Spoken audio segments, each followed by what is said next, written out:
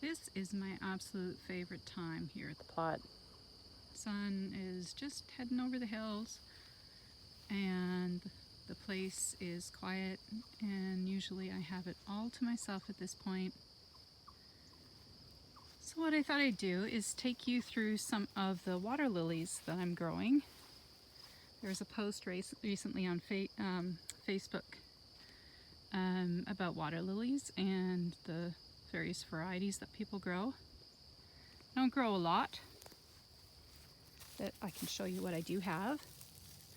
So this one's is Max Royal Ruby. Brilliant pop of reddy, orangey. It's beautiful. There's no pink to it. I know it shows a tinge of pink in my video, but there is no pink to it. It's just this nice, brilliant red. It's nice. I'm going to grow this one again. Now my friend Marie Thompson had one, and it was called Edwin's Sunset. Now that was a beautiful red water lily that I had been eyeballing for quite a few years, but unfortunately it's a pretty hard keeper, and I think Marie lost it this year. So if anyone else has a tuber of Edwin's Sunset that they can spare, that would be great. So Max Royal Ruby. This one I'm not going to even talk about. This is like Apricot Desire or something like that. I have much better ones. That one I won't be growing anymore. There's some that are not blooming yet. And then we get to Yvonne. I'm sorry, all my blooms are kind of inside the bushes because I did not just bud properly. So there's one, there's a bloom there. So this one I'm going to definitely grow again. It's a bit of a hard tuber keeper. It's a small plant. You need to make sure it doesn't get lost in all of the other plants that you grow. But if you do have it, then you get rewarded with blooms like this. And actually, you can see the stems are getting longer now that I actually have gone in and done a little bit disbudding. So that one's Yvonne. And then we have a Karma Chalk. You can tell it's this patch of dark leaves. It's just gorgeous. Just a gorgeous thing. The bud is almost black. Beautiful. So there was another conversation about whether this is, for some people it grows like a formal deck, for other people it grows like a water lily. For me it's definitely, get out of there. For me it's definitely like a water lily form. And you know, when you see it with those dark stems, I mean, can't beat that. Look at that, that's amazing. That's Karma Chalk. This is a new one for me this year. It's called Pinko Nestra. I'm not going to grow it again. It's just there. And then I have I believe this is Sandia Showboat, which is actually quite beautiful, and I think I will grow again. There's another one I want to try called, it's called, my goodness, now I've forgotten, Cameo. I think it's called Cameo. And then there's another light yellow one, Gloria Van Diemstred or something like that, which I would, I think, like to grow.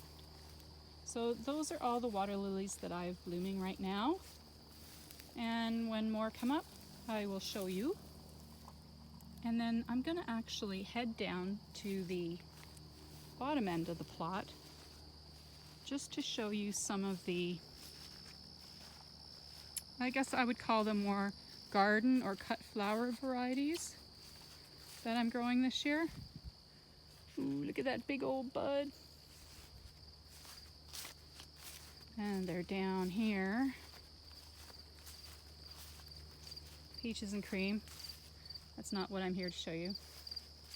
Actually, let me show you this first. So one of my customers contacted me and said that they had a bloom that looked like this. and it was labeled as Normandy frills, and they got it from me. And I have this one labeled as Normandy frills. It is obviously not. This is Ben Houston. So if you received a Normandy frills tuber and it's actually Ben Houston, just let me know and I'll see if I can rectify it for you next year, okay? Then we have one called Pink Pearl, which is new to me. Now this was given to me, that's a bit of an older bloom. I guess I don't really have any that are more open. This was given to me by Saiva Chan over at Fairy Patch Flower Farm. I like it. It's very heavily petaled.